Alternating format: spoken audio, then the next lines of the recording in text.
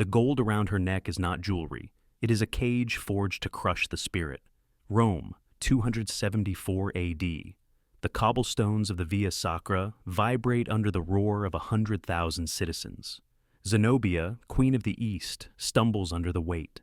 The golden fetters binding her wrists are so massive, a Roman slave must walk beside her just to keep her upright. This spectacle reveals exactly what Romans really did to defeated queens.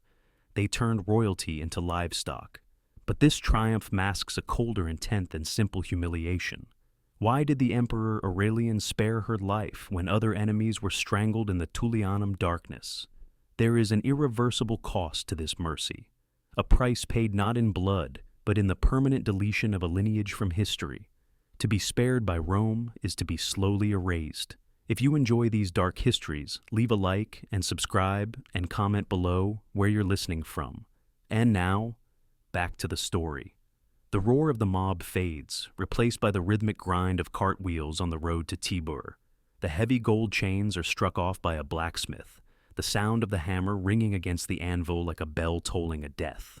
They are replaced not by iron, but by fine linen and soft leather. This is the Roman genius for containment, the seamless transition from prisoner of war to state curiosity. A scribe follows the procession, dipping a reed pen into dark ink, logging her arrival in the imperial ledger. He does not write Zenobia, Queen of Palmyra. He writes Zenobia, matron, ward of the state. The identity is stripped away with a stroke of a pen. The villa at Tivoli is vast, scented with cypress and cold stone. It mimics a palace, but the guards at the perimeter do not face outward to stop intruders. They face inward. Every servant is a spy. Every meal is a test of compliance. The illusion of freedom is the cruelest wall they build.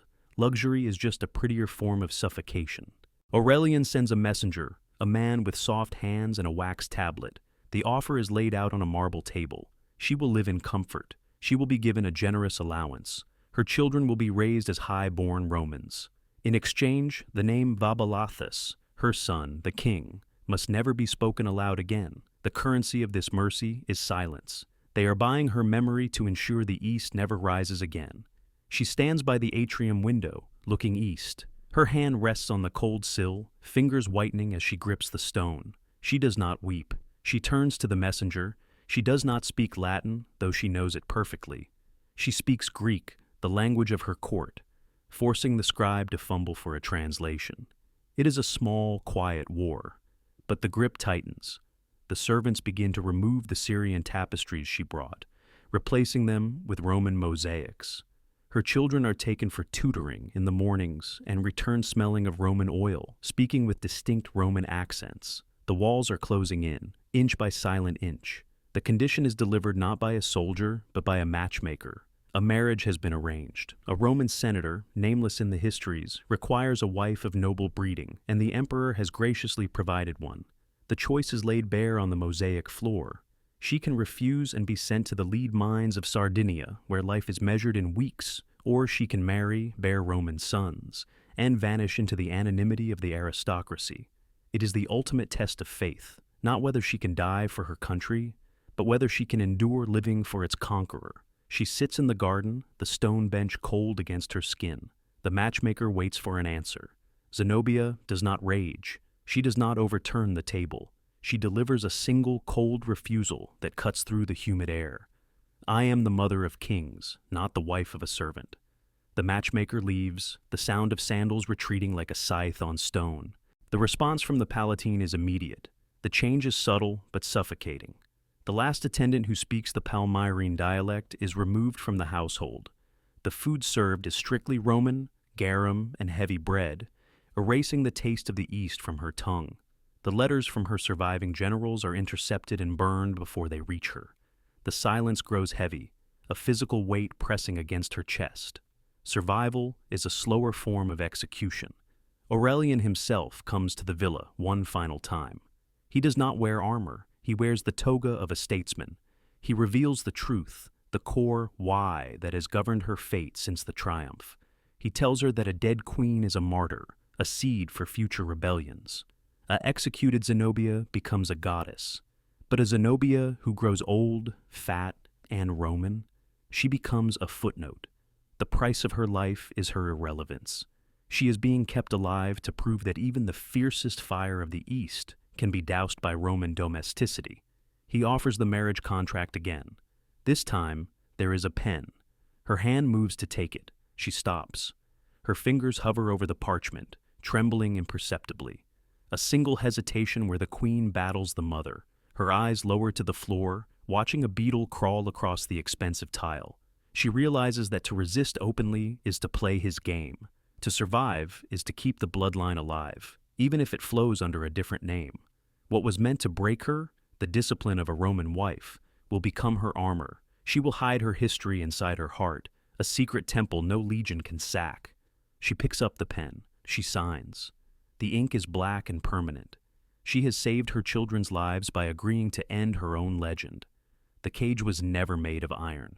Decades erode the sharp edges of memory. The woman walking the peristyle at Tivoli is bent, her skin like cracked parchment, indistinguishable from any other respectable Roman dowager.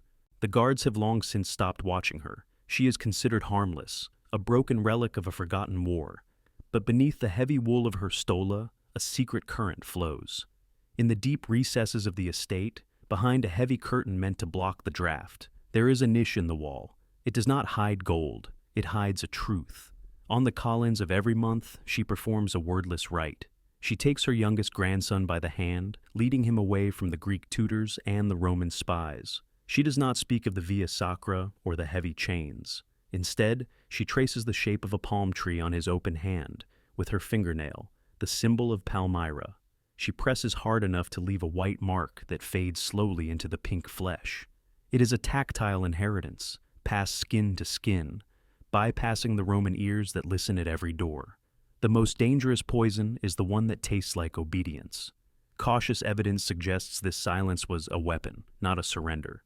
Excavations near the Villa d'Este and fragmented genealogies from the 5th century reveal a startling anomaly in the historical record. A powerful noble family known as the Zenobii suddenly appears in the lists of late antiquity. Bishops, saints, and senators holding power in Florence long after the Caesars turned to dust. The total erasure promised in Act 1 was a lie. Rome swallowed the queen, but it could not digest her. While Aurelian's own bloodline withered and vanished into the chaos of the crisis of the 3rd century, Zenobia's blood quietly colonized the aristocracy from within. She did not just survive the empire, she wove herself into its dying structure. The ultimate revenge was not a rebellion, but a replacement. She raised her children to be so perfectly Roman that they eventually owned the very institutions that enslaved her. The chains of gold were melted down and recast into rings of office. She turned her captivity into an incubation. The walls of Tivoli were not a prison, but a cocoon where a new dynasty waited for the winter of Rome to set in. A legacy is not what you leave behind, but what grows over your grave. The villa at Tivoli is now just a skeleton of brick and overgrown ivy. The wind from the Tiburtine hills whistles through the gaps where the marble used to be. There is no plaque here for her. The Roman historians, confused by her quiet end, begin to overwrite the truth with conflicting lies. Zosimus claims she drowned on the journey. Others whisper she starved herself in the dark. These contradictions are not accidents. They are the result of a deliberate void. The ink was withheld. The entries were left blank. The roar of the Via Sacra that opened this story is dead silence now. The gold chains that once weighed her down have dissolved into legend. But look closely at the lineage of the Italian nobility centuries later. The empire that dragged her in chains collapsed under its own weight, its monuments shattered, its gods forgotten. Yet the blood of the captive queen walked out of the ruins, wearing the clothes of the conqueror. She did not defeat Rome with a sword. She defeated it by outliving it. The ultimate victory was not in the shouting, but in the silence that followed. Subscribe, hit the bell, and like. The history you know is just the cover story for the survivors.